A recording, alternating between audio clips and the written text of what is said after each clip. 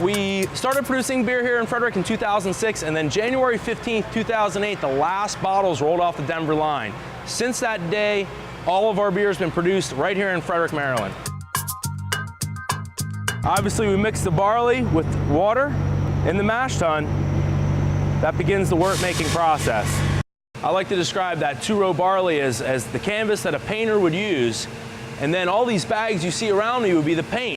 We have black malt in like Gonzo Imperial Porter and Road Dog, and the crystal malt will be used in our Old Scratch Amber Lager and also some of our ales. And we talked about the pale malt. That's in pretty much all of the beers.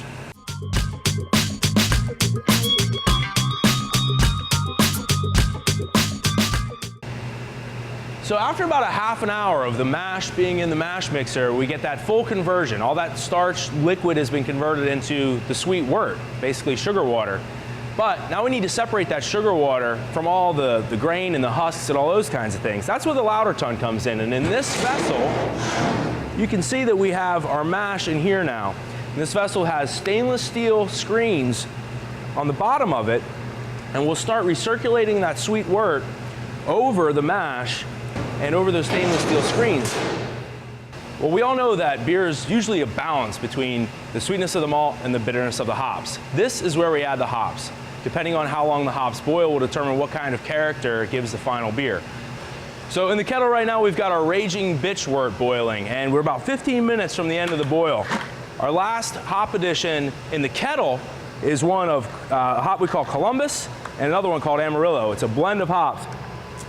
Really gives Raging Bitch that great aroma.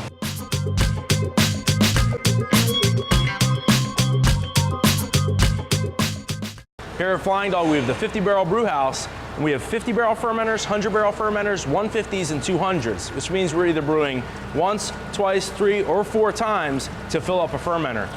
Once it's in the tank, we add our yeast, and that yeast, as soon as it gets into that wort, it goes right to work. So this is kind of where the magic happens.